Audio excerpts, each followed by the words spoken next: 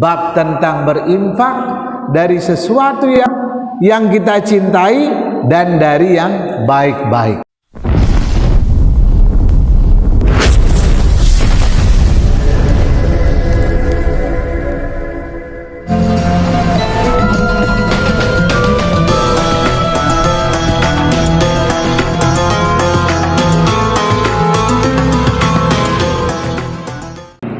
Jamaah salat subuh, Bapak Ibu rahimakumullah, alhamdulillah, tidak henti-hentinya kita memanjatkan puji dan rasa syukur kita kepada Allah Subhanahu wa ta'ala yang telah menganugerahkan kepada kita begitu banyak nikmat.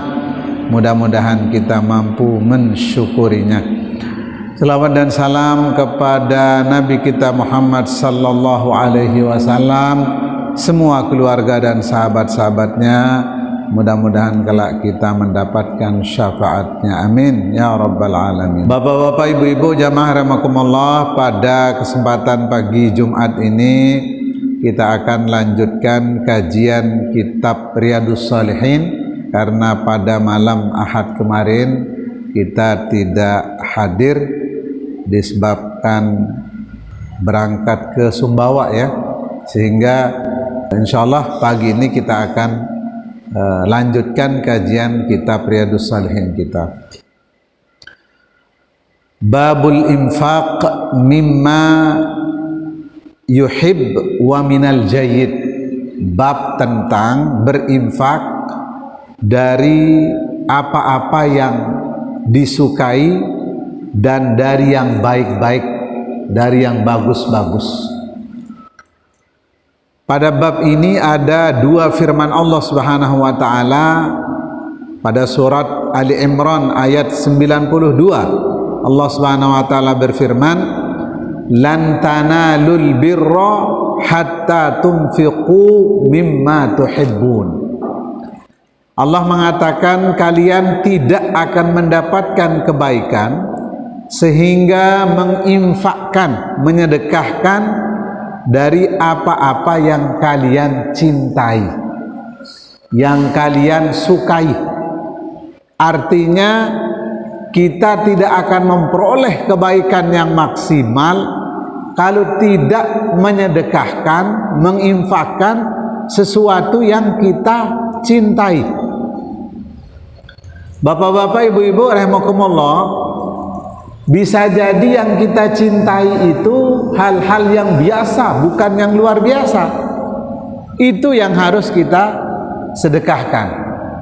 Bisa jadi sarung kita yang tidak baru dengan yang baru, lebih suka kita yang sudah dipakai daripada yang baru. Bisa jadi karena motifnya berbeda daripada yang sudah kita pakai. Maka dianjurkan kita untuk menyedekahkan dari apa-apa yang kita cintai, yang kita sukai.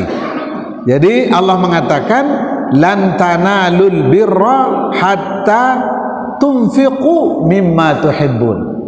Jadi kalian tidak akan mendapatkan kebaikan, kata Allah, sehingga menafkahkan sesuatu yang kita cintai. Itu yang pertama. Kemudian ayat yang kedua, surat Al-Baqarah ayat 267. Allah berfirman, ya ayyuhalladzina amanu anfiqu min thayyibati ma kasabtum. Hai orang-orang beriman, sedekahkanlah, infakkanlah sesuatu yang baik-baik yang kamu peroleh. Wa mimma akhrajna lakum minal ardi, dan apa-apa yang kami keluarkan untukmu dari bumi. Jadi ini perintah kepada kita untuk menafkahkan, menyedekahkan yang baik-baik.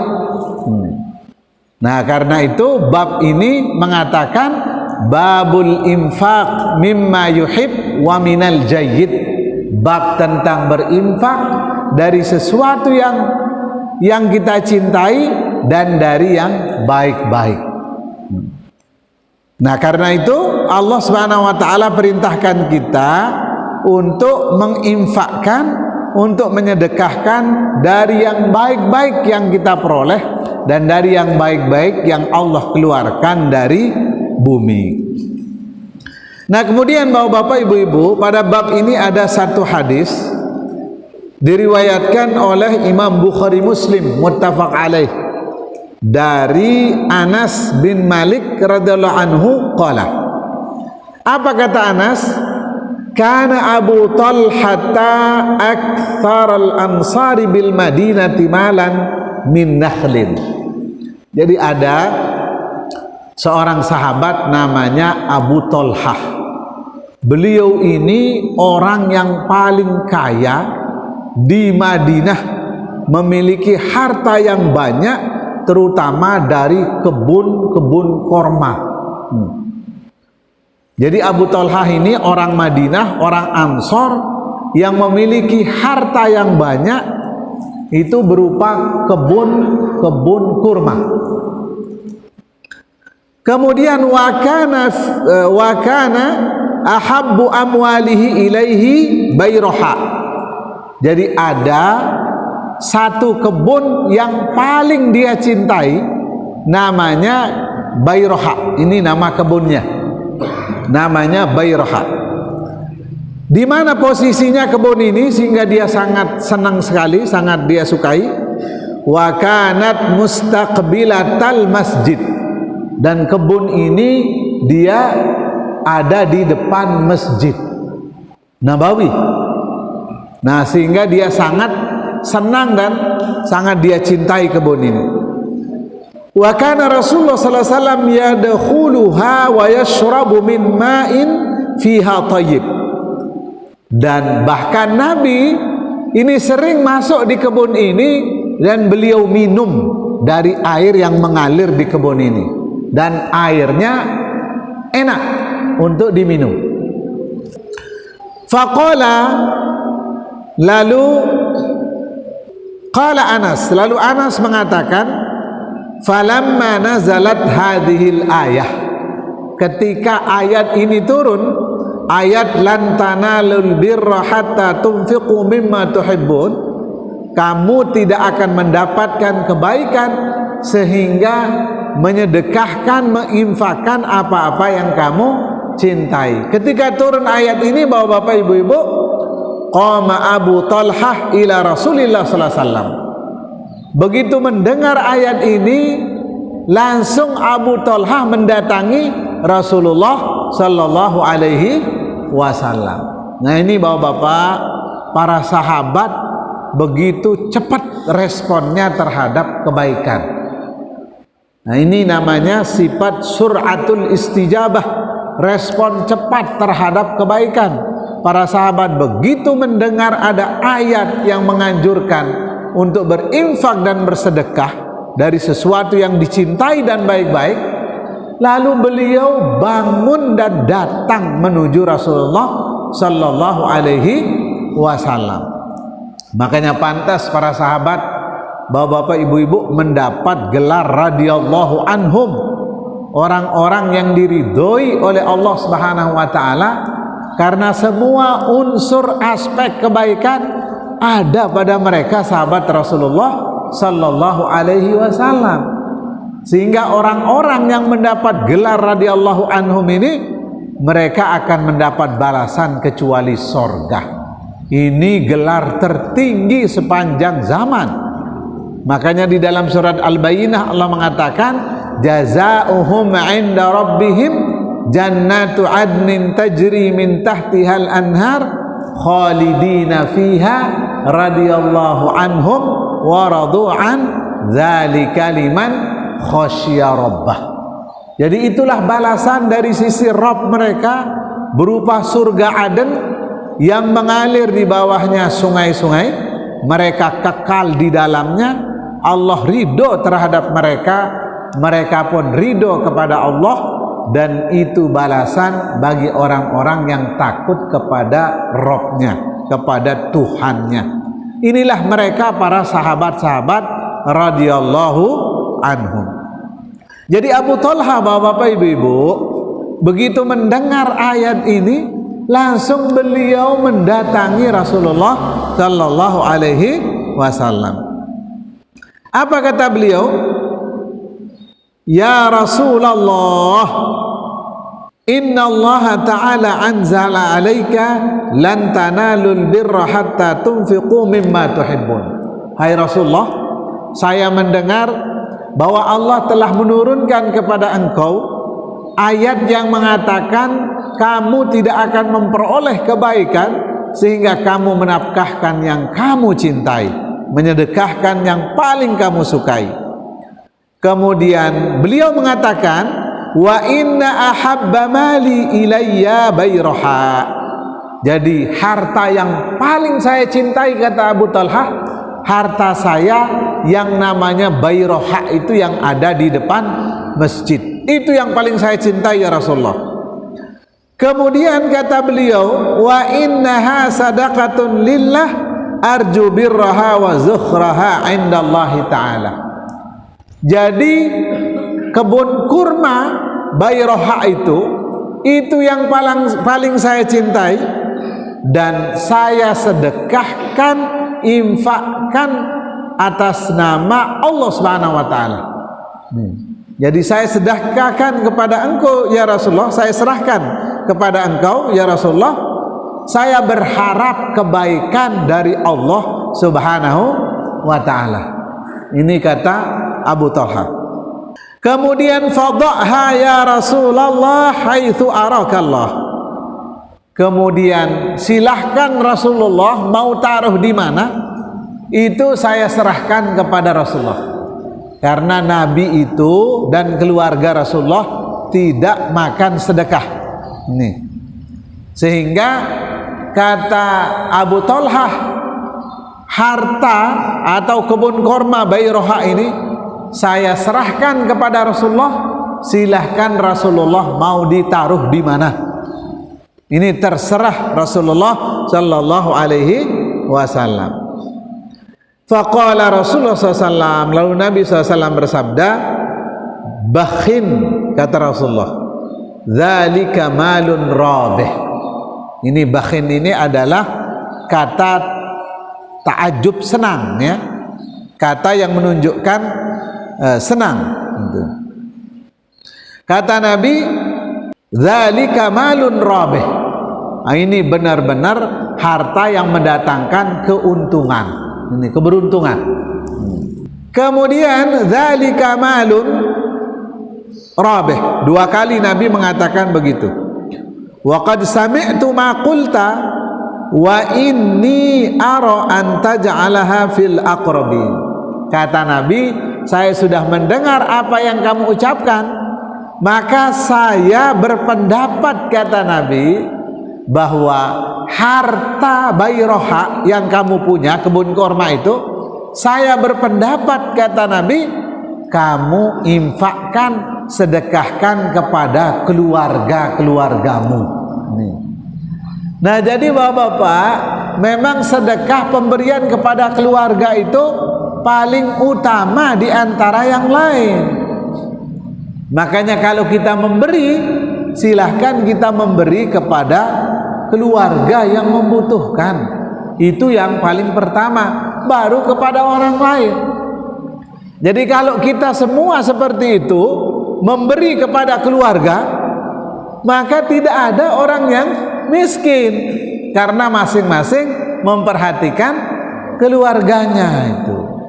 Jadi yang paling utama, kata Nabi, kamu berikan itu, saya berpendapat kamu bagi-bagi kepada keluarga-keluarga dekatmu.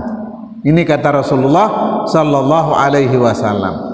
Faqala Abu Talha, lalu Abu Talha mengatakan, af'alu ya Rasulullah, saya akan kerjakan wahai Rasulullah.